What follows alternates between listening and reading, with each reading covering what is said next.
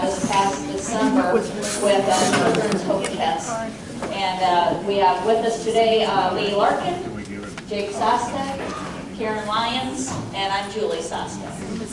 So again, thanks for coming. We want to tell you a little bit about our mission and the trip we were able to go on. I'm going to have Lee start us off with a prayer. Buenos dias. Lord, thank you for this morning. Thank you for getting everybody together to present our experience in Guatemala and impacting the children and families there and sharing the message. And bless us as we go through these slides and appreciate it. Thank you. Amen. Okay, Lee, thanks, and thanks for sharing us with the extent of the Spanish that you know.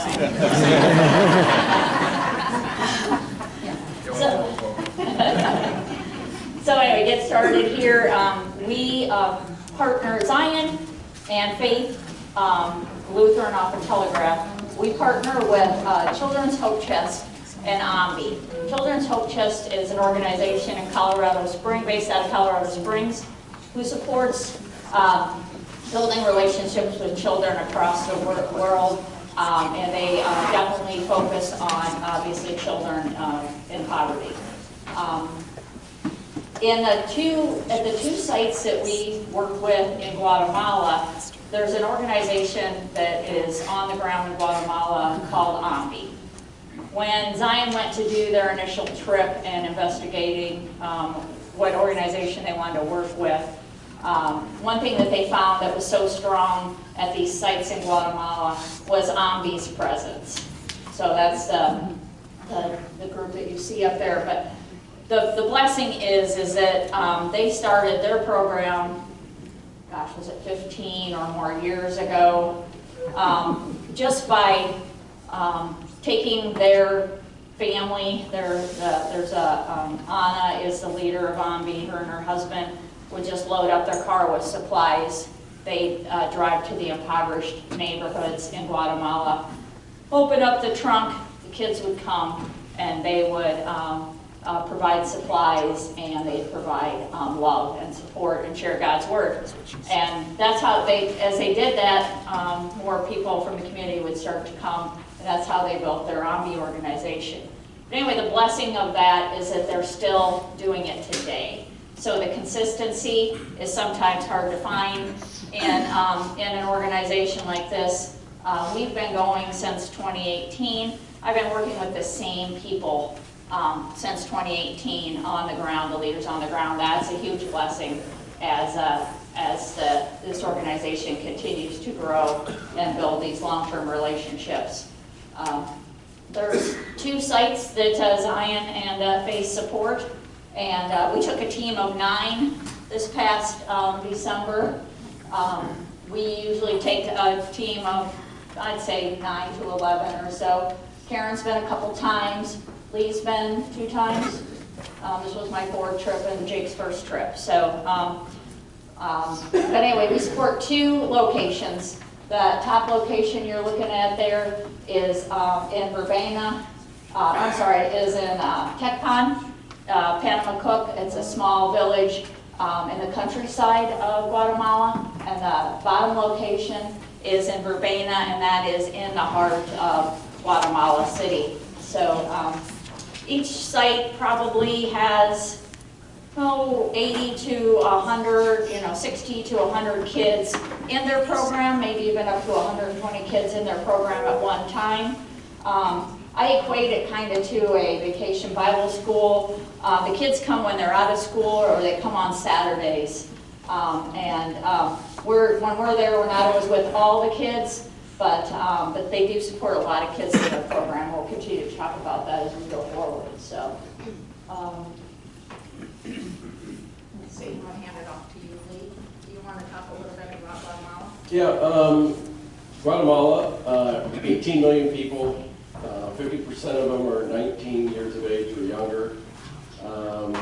It's the heart of the Mayan culture, and you're going to see more so when we get into Tecpan, the Mayan dress that the ladies wear, and it's Spanish is the official language. There are 33 volcanoes, and coffee is the biggest exporter. One funny story about volcanoes, because I've never experienced a volcano before, and we weren't in any harm's way, but last year when we went, we had a little volcano. I don't know how far away it was, but it was, I think, a 6.2, and we shook a little bit, but it was amazing when you saw the footage of it the next day, because our translators sent it to us, and if we'd gone outside, we could have probably seen it way, way, way off in the distance, but it's, when they speak of volcanoes, it was pretty fun to watch. This is Verbena. This is where we stayed in Verbena. Beautiful sunrise. And then up here is Antigua. And we got this year the cross was open, so we were probably able to either hike or drive up to the cross, and beautiful overlooking the city. And this was from the original town? Yeah, I mean, I think Antigua is the Antigua was the original capital, and when a volcano erupted, a long time ago, everything got flooded and whatnot, and this was still a structure that was still around. So it's a lot of history.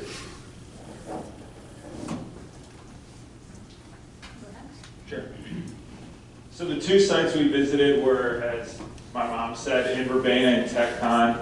In Tech Pond, it's a really unique situation. It's in the country, out in the middle of nowhere. It was the bottom two are Tech Pond. Yes, the bottom two are Tech Pond, and it is a true rural country town.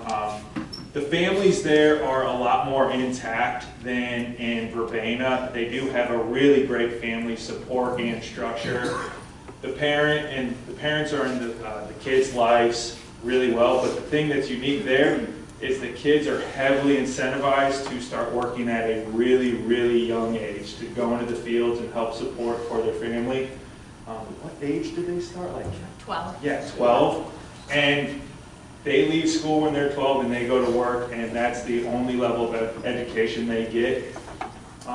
In Verbena, it is very different. The family structure is almost non-existent. Guatemala City is a truly massive, highly populated city, and the part where the site is in Verbena is in a very poor, rundown part of the town. If you ever look online in Guatemala City at the large trash dump, the site is actually only a couple blocks from that large, massive trash dump, and a lot of kids in that site actually spend their nights in the trash dump there. It is quite sad. But the one thing about both sites is the attitudes of the kids and the workers. You wouldn't know that you were in a very poor part of Guatemala City. You wouldn't know that these kids in Tech Pond are working at 6 a.m. till 6 p.m. They just are so positive and so grateful for the support that we're there to provide.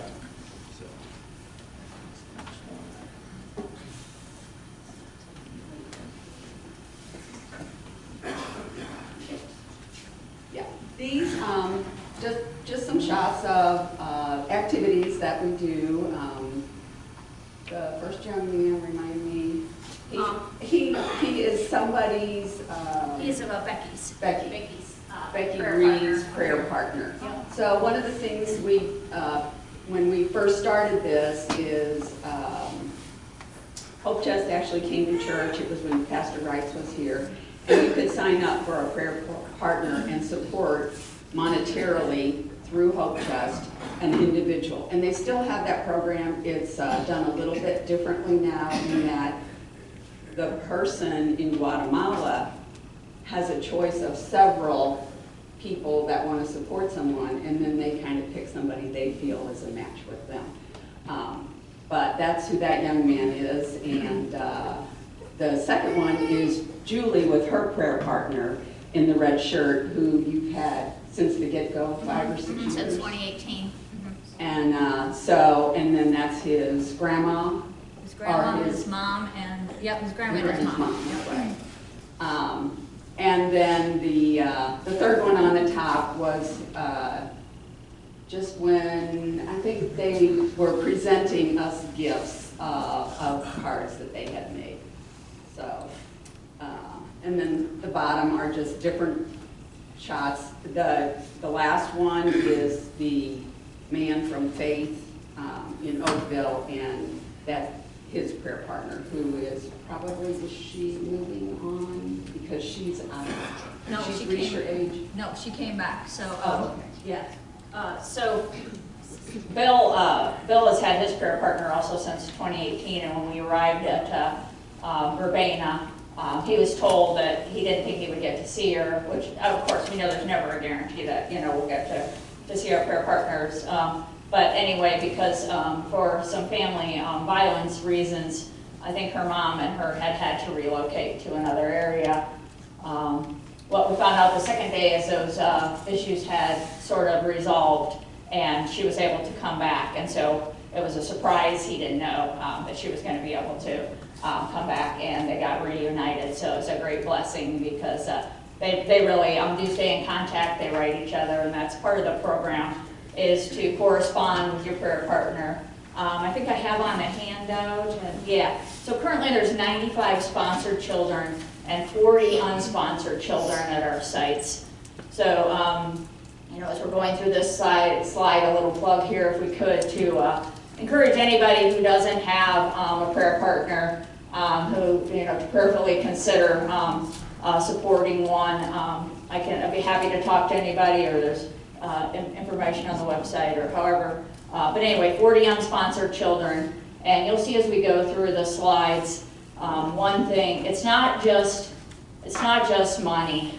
It's sharing. It's them knowing that there's somebody else out there who cares about them, loves them, and supports them, right? And so, the main focus of when we go is we just share God's love with them, right? We just let them know that somebody else out there is caring for them.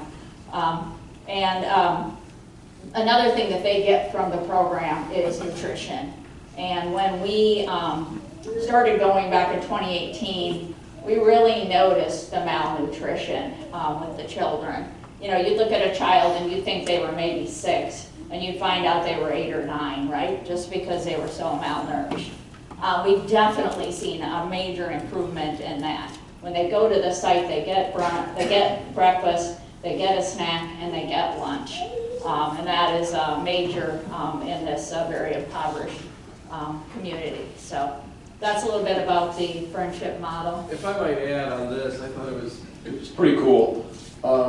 This was at the end of 2 days in Tech Pond, and I don't know how Jacob kept it together because the rest of us were in tears.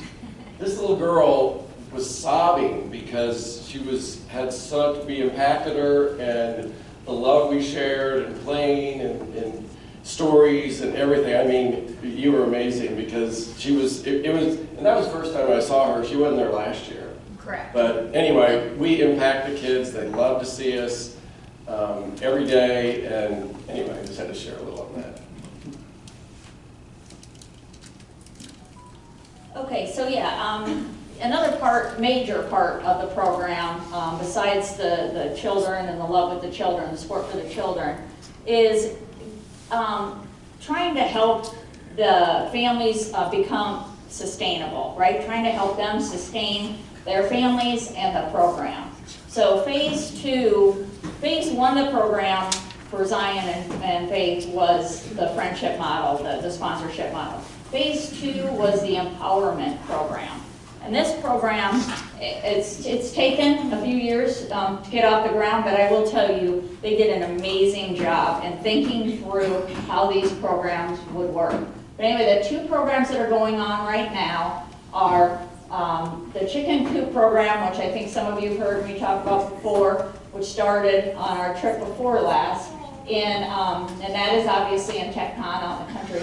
And then there's a jewelry making program that has recently started in Urbana, and that is growing. And I'm going to talk about Urbana first. In Urbana, they're starting with it's a little bit different because of the setting, but what they've asked the families to do is present their entrepreneurship program idea, and then the moms come and go to an entrepreneurial educational school on the weekends, and they teach them about being an entrepreneur.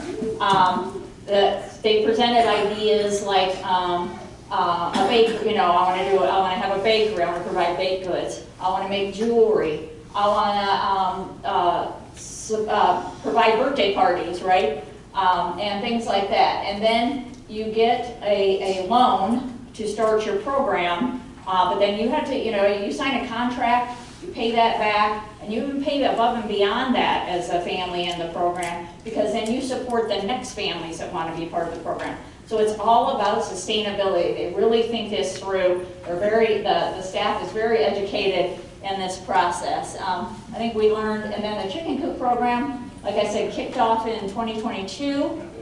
You'll see more about that program as we go through the slides and how successful that has been. But one thing we learned that I thought was amazing was when they started that chicken coop program, again, they were educated. They had a professor who taught them about raising chickens, the health of chickens, feeding the chickens. Again, they were given a loan to start the program, but they went as far as instead of giving the families, well, first of all, the families had to build their own chicken coops. They were provided the materials, right, on loan, but they had to build them themselves. They had to make that investment. But then instead of giving them the chickens, they taught them how to buy chickens.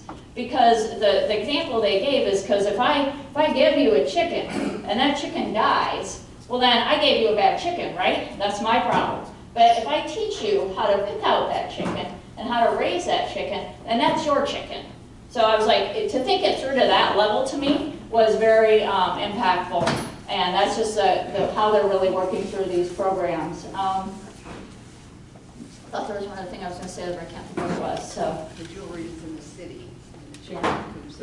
Yeah, the jewelers in the city and the chicken coops in the country. And I know one thing I was going to say is I just had a call this week with, we have, every other month we have team calls, and the leaders from Guatemala are on the calls. And so they were able to show us an example of, they took all the entrepreneurs from the city, I didn't get to tell you guys it, and took them to one of the local malls on a weekend. They set up very professional looking tables. They presented their wares to the community and just kind of another helping them build their businesses. So it was very successful. So, okay. The least favorite. The language barrier overcoming. You don't need to speak Spanish to go there. I'll just say that. Smiles, loves, hugs.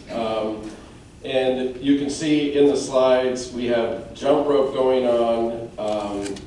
We've got soccer in the bottom left. They love Jenga. We brought chalk that was donated. That we played Uno. We just interacted with the kids nonstop, and they loved it. It was a good time. And then there was also Bible stories that were involved afterwards, and they had projects. Is that Ludi?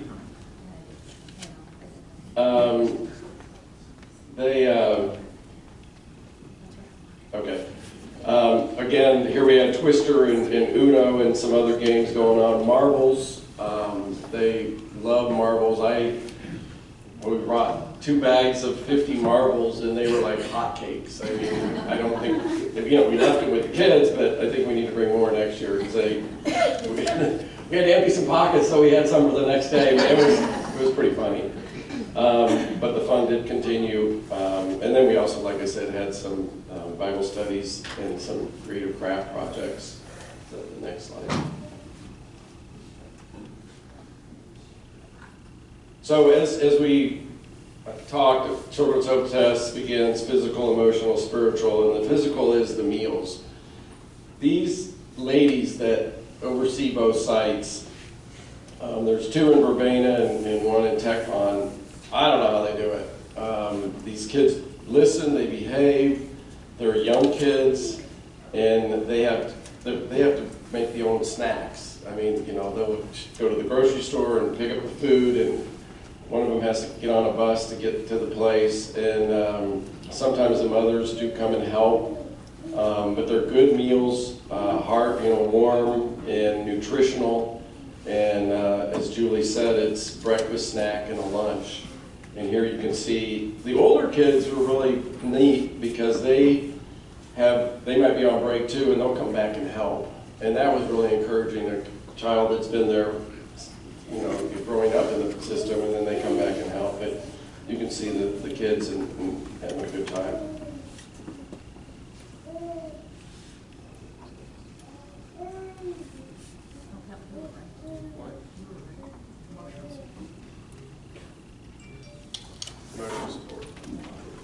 So one of the unique things too about both sites and how the kids interact is the ages of kids who go there range from, like, the youngest is 3 or 4 years old, and the oldest that goes there as is 15-ish years old. They play, they work, they help each other out. The older kids actually go out of their way to include the younger kids in the activities, in the games.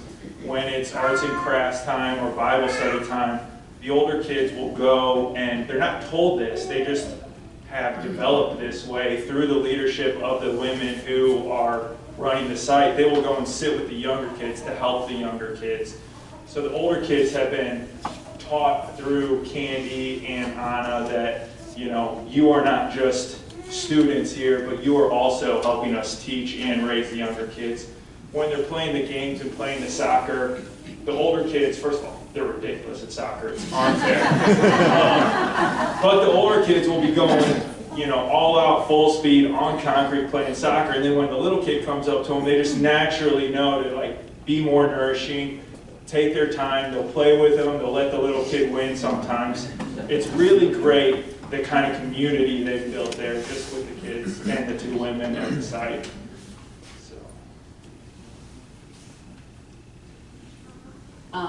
The spiritual support that we give, the 2 times I went, the first time we had a whole program planned and we implemented it. It was great. This time it was a little looser, so we got there with ideas but nothing concrete. So the first picture, if you can find it, there's an Advent wreath. Under the middle of the middle section of the balloon, which we created the night before we started. Because we found out basically they wanted to share their Christmas traditions with us, and we should share ours with them. And so we went with the Advent season coming up and all of that meant leading up to Christmas. So we were able to do that at both sites. I think all of these are in the country, but we did it with the Verbena group also, and it was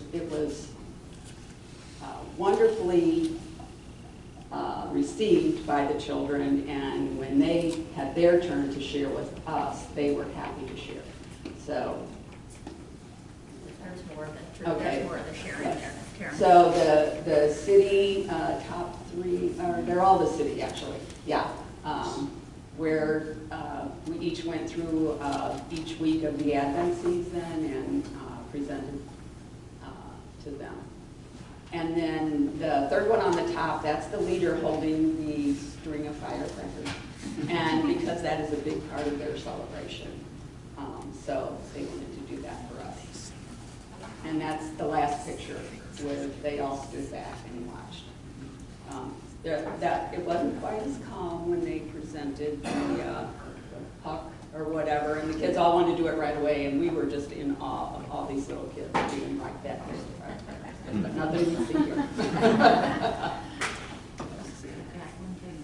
The one thing I was going to add is it's hard to see in this bottom picture, but they had spread pine needles on the floor for us. So I guess a tradition in Guatemala is if you're having a celebration at your home, you will spread pine needles on the floor as a show of respect and love for your guests.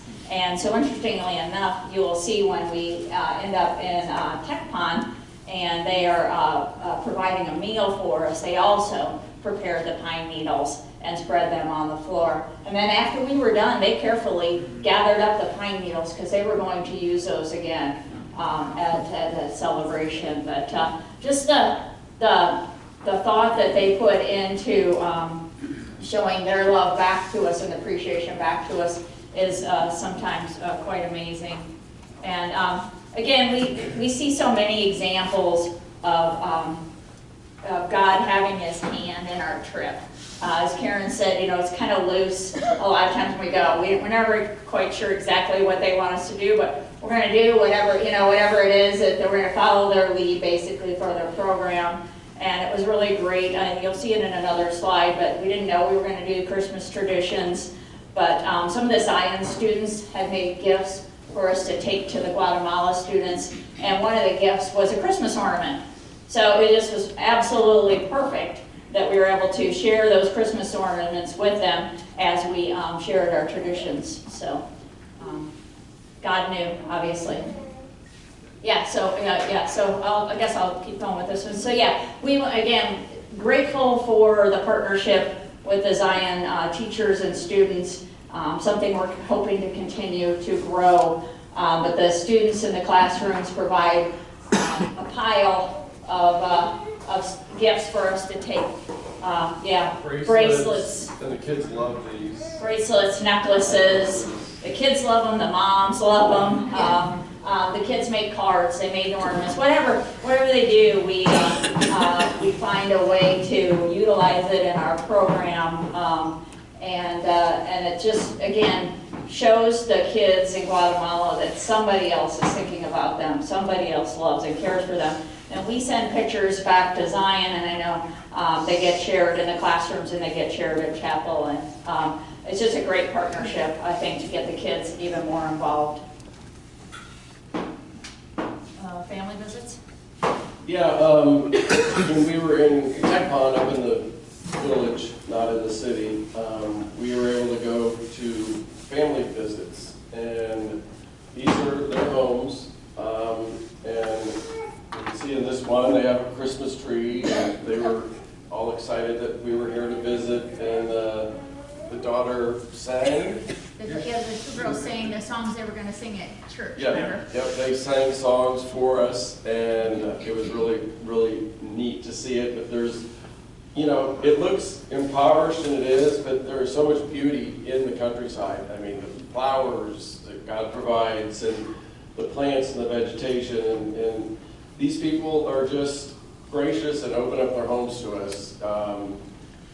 We're not trying to Americanize them by any means. We're just trying to show God's love for them. And here's one of the moms, and these are the two daughters. And you can see the typical wear that the clothes that they wear, the moms and some of the older daughters as well. So it was really cool to see this, and we did it, you know, last year too, home visits.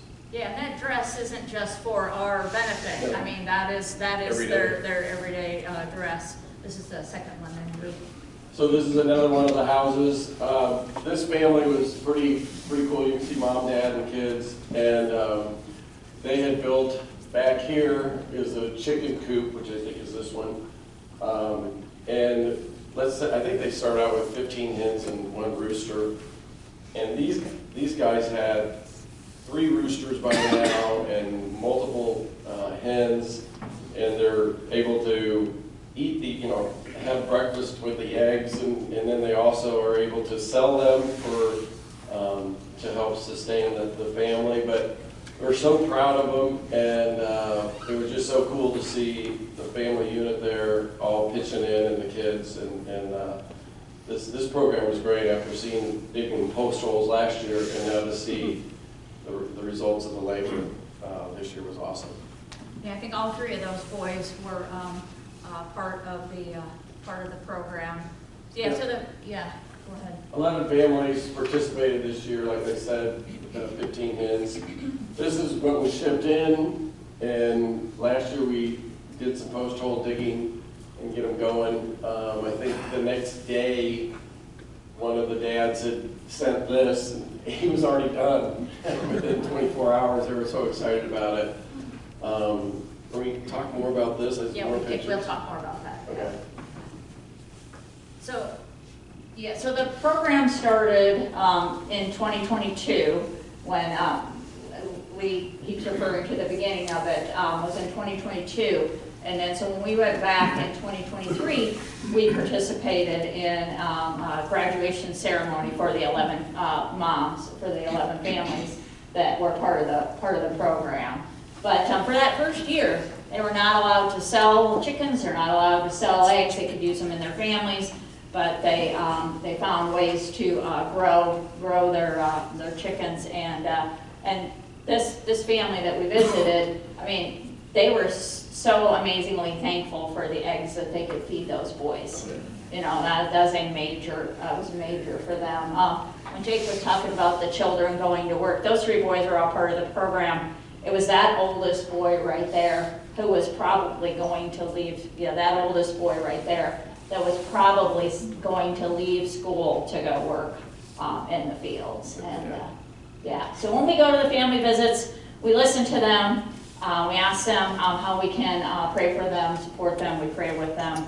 We just let them know that we care, and we thank them for allowing their children to be part of the program. So this is the beginning of the celebration of the chicken coop graduation. So the ladies and their daughters brought all this stuff to the community center where the program is and prepared a meal for us to celebrate with them for their successful year in the program. I mean, it was amazing to watch the work that they did to bring all this stuff to the community center. I mean, their everyday lives are a work and a struggle, right? But they took the time to bring the kettles. You'll see them in the background here. The kettles to cook the chickens in. They brought all the dishes for us, all the serving utensils. Open fire pit. I mean, they brought metal to put these pots in, huge pots. Dad's built a fire, and that's how they cooked the chickens for us as we were entertaining and working with the kids in the morning. And they're sitting there carving up the vegetables. I mean, look at the carrots. They're Amazing. The amount of food that they brought out of their own gardens to Carrots and the feed peppers. us. I mean, Amazing. yeah, it was amazing. So they each butchered a chicken. Each family had butchered 1 chicken. They actually tagged that chicken before they boiled it, before they cooked it. Yeah, there should be more there. Yeah, there's the kettles you can see, but they tagged their chickens so they knew which chicken was theirs. When they served us, so they probably cooked that for about 3 hours while we played with the kids. Here you can see they're preparing the pine needles for the floor. It was just an amazing opportunity to interact with them and let them know how excited we were for their successful program. Then when they were ready to serve us, they asked us what part of the chicken we wanted. I mean, it was just the thought that went into it was incredible. And we were like, we just want just a little bit. So just full disclosure here, we try to be really careful when we travel, right? And it's not like they're unclean or unhealthy, but our systems are not used to their water system, right? So we don't always partake in their meals. A lot of times we have our own sack lunch or something when we're at the site.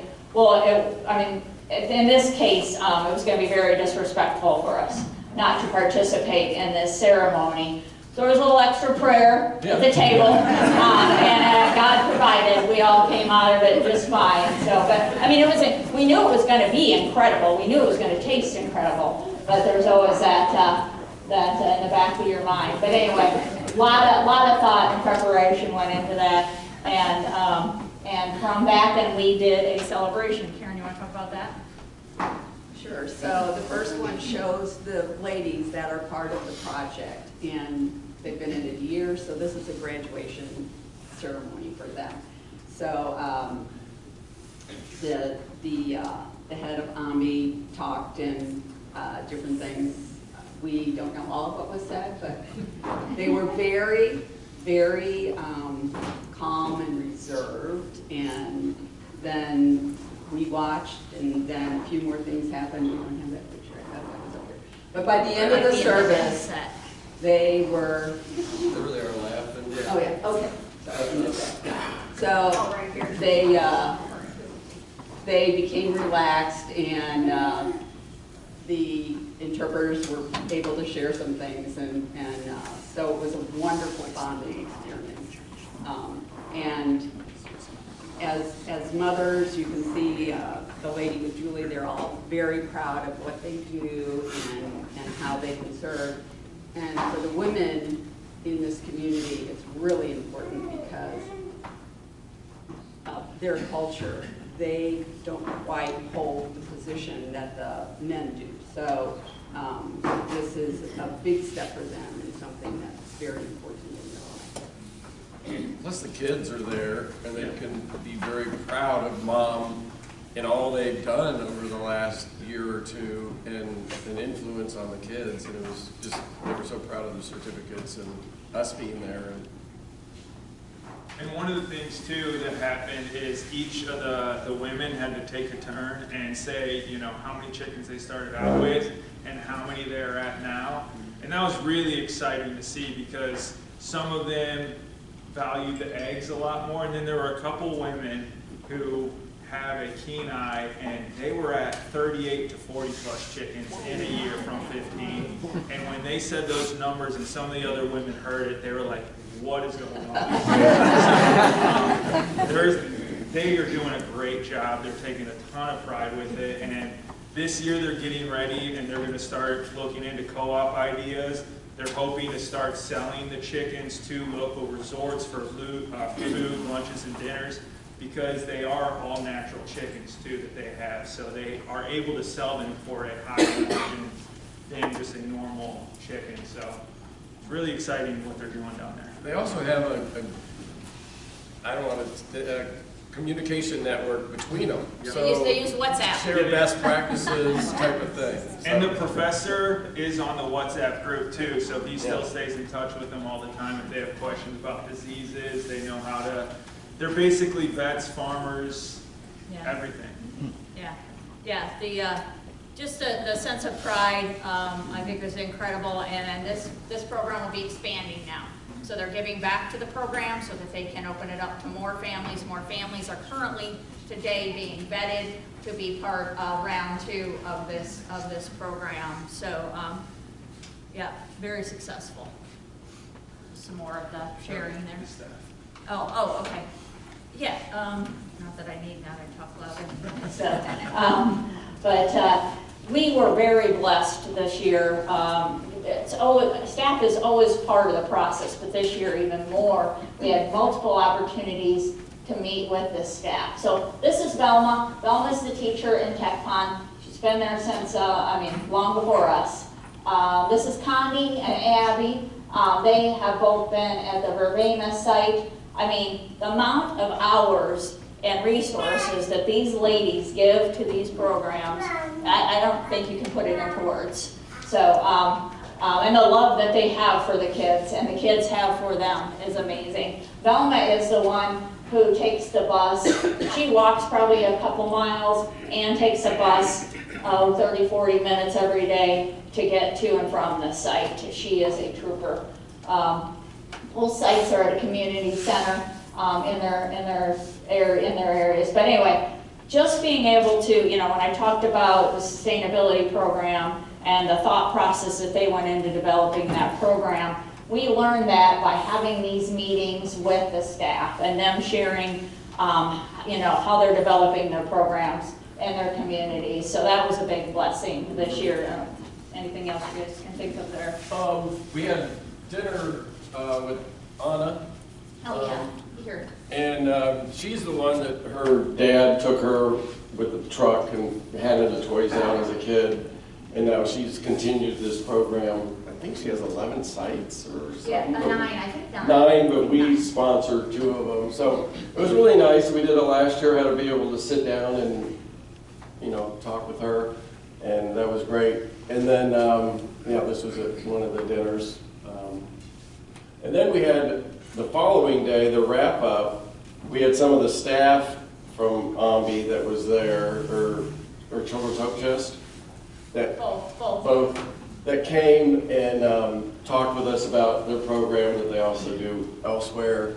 And it was fun because we have interpreters that go with us, generally 2 or 3 of them. And it was nice because last year's 2 of them came back to our breakfast, you know, just because they wanted to see us. We built relationships with them over the year, and so it was kind of fun to be able to hook up with Josh and Jose. I think we're getting. Oh, I keep going on. Okay, so yeah, so I just want to, you know, kind of conclude here with a couple things and then open it up to questions. You know, different ways you can get involved are obviously support the program and the children and their families in prayer. Become a prayer partner, as I mentioned. You know, we need additional prayer partners. Join a trip. We love that. We are planning our next trip, and I threw some of these flyers around, and these guys distributed them. So if you want to grab one, but we're planning our next trip in November. We're going to start planning that very soon. It'll probably be about that second week of November. But then what we're really excited about is in 2025, we want to take 2 trips. And we want to take a summer trip and a winter trip. And one of the thoughts for the summer trip is we'd really like to involve some parents and some youth. So if this is something that you think as a family you'd be interested in, you'd like to take maybe your teenage youth with you, we're really looking forward to building that program in the summer of 2025. I had the opportunity to speak to the middle school a month or so ago and started to plant the seed, and we're going to continue to do so. So anyway, prayerfully consider joining us on a trip and supporting this mission. It's been a blessing to be part of this trip, and I think Karen's planning on going back. I'm planning on. I think everybody up here is planning on at some point going back. I know Carol Martin, who has gone before, is planning on going back, and Catherine Struder. So anyway, thankful for that. Can anybody have any? One thing I might add is on the financial support. Money that you donate to missions helps each of us one way or another, but it's about $2,000 per person to go. And anyway, the financial support is very good, and it goes to help with the flights and things, so we appreciate it. Yeah. Yes. How many churches are involved in helping Children's Hope Chest? Are there 50, 20? Oh, I would say 50 at least. And it's not always just churches, but yeah. I mean, they have programs all over the world, Guatemala, Africa, so I don't even know all the sites that they support, to be honest. I really just focus on ours, but. Those sites that you went to, how many other churches would go to those sites during a year's time? Do they see people like yourself very often? They do see other, those are our dedicated sites through Hope Chest, okay? We are the sponsors of those 2 sites. So we are their we are the ones that they routinely see. So it's great to go back and have them recognize that. So, yep. And we are the ones that they share letters with and back and forth. So between Faith and Zion. Yep, good question, yes. The letters that you write, do you have to write those in Spanish, or do they have a translator that reads them to you? Yeah, great question. So she's asking if the letters have to be in Spanish, and the answer is no. They translate those, and they actually have a really streamlined program right now. You actually can just write the letter on the website, and then they translate it and print it out for the kids. And then you'll get about 3 Again, there's no promises for communication back. Things change, things are difficult, things are a struggle. Generally, you get about 3 communications throughout the year from your sponsored child, but definitely encourage you to write to them. Yes? What is the Andy? What's that group? So AMBI is the one I talked about that was started by Anna back at least 15 years ago. And they have, like Lee said, 9 different sites in Guatemala. And again, literally her and her father, everybody should hear Anna's story. I wish I could say it like I've heard it enough times, but so I can say it. But Anna and her father would just drive into Guatemala with supplies on a weekend, and they would just witness and love kids. And then Anna's dad was kidnapped and held for ransom and murdered when she was a youth. So Anna continued the program, and then Anna and her husband continued the program when she got married. Anna, probably 7 years ago, Anna's husband passed from cancer. So Anna continues to do the program. Anna has a full-time job. She has a son and a full-time job. Ambi's not her full-time job. Ambi is her mission. And then she has just met Condi, Avi, Velma, everybody else who has just become part of her organization. They just love on kids. Yeah. Yes. If I'm not mistaken, parts of Guatemala are under travel advisory by the State Department. Sounds like where you're at is pretty safe. And is it true through the whole country that these little stations could be set up in just every part of the country? Because I know the crime rate there is unbelievable, and certain areas, U.S. Embassy don't let their people go to. So I just wondered, did you encounter any of that? Yeah, it's a great question. So we've been blessed the years that I've been traveling. It has been under a travel advisory, I believe, every year that I've gone. But it's not a travel. It's not a don't travel. It's just a caution basically. But the program does a great job of keeping us safe. So we have a dedicated driver. We have dedicated transportation. We have a dedicated guide, and we have dedicated translators. We are picked up at the airport, dropped at the gate of the hostel we stay in. In Verbena, we do stay gated in. In our hostel, we don't get to roam around. They take us straight to the site. They make sure before we leave the van that the gate to the site is open. We just literally leave the van, walk right in the gate. But I've never felt threatened, but you just want to be, but you have to be smart in your travels. So great question. The country, we have a little more freedom. We take some walks in the morning and some walks in the evening in the countryside. But again, we stay in groups, and we always are very cautious of our travels. But great question, thank you. Yes? I'm curious about the pine needles. I was wondering if you could explain how they have decided that this is a show of loving kindness and care for the visitors.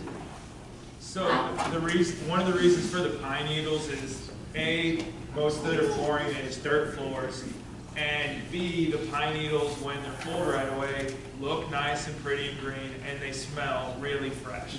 So it's a lot to do with just the aroma and scent, and then kind of covering up the dirt floor for when they're hosting. It's just as simple as that. Thank you very much. Yep.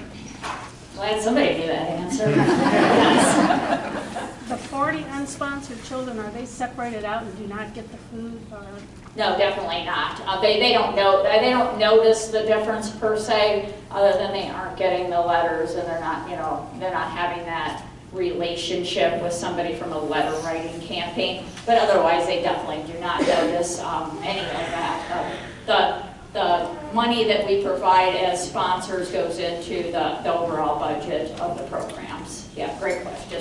Don't we also, through our Zion missions, support them on a monthly basis or whatever to help with the food, or how's that? Not on a monthly basis, but Zion also supports them on a project basis. So they'll present projects to Zion and to us, and then to Zion and to Faith. And then we had the tables and chairs that the kids were sitting at both sites were provided by the churches.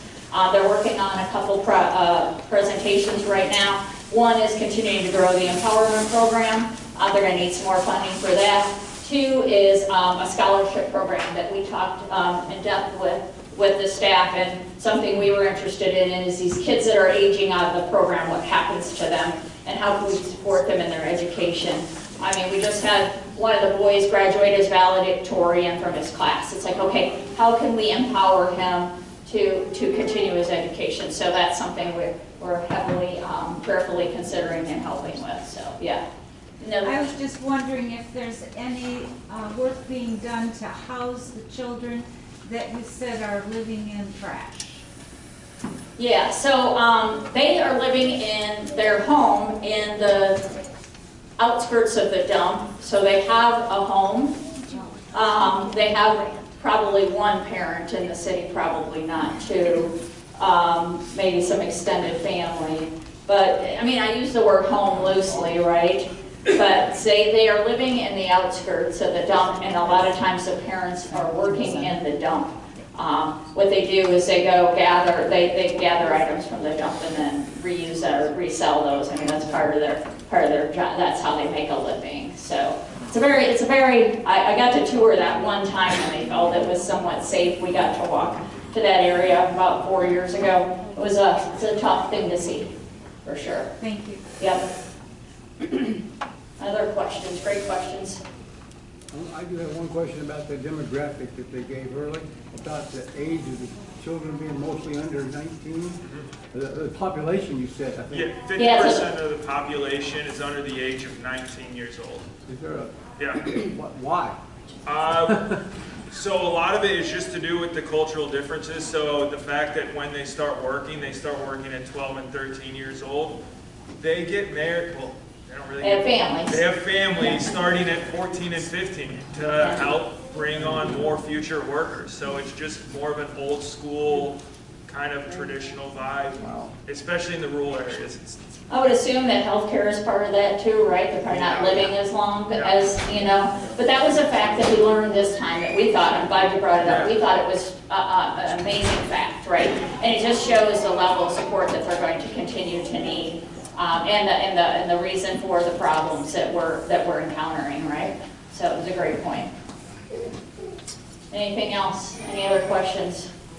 Take them afterwards too. I know everybody's getting ready to wrap up, but yeah, we can't. Yes. Are you able to share with them the price or?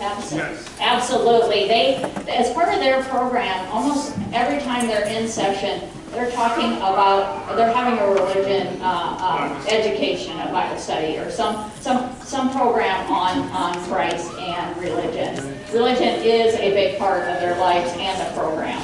So they're talking about, they a lot of times talk about community, religion, and health as part of their program. So yeah, definitely talk about God and share gospel all the time. Yep. Yeah, good question. Hey, thank you for your time.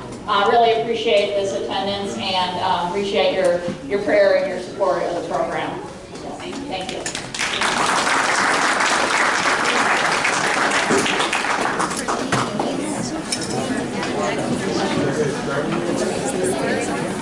We're not going to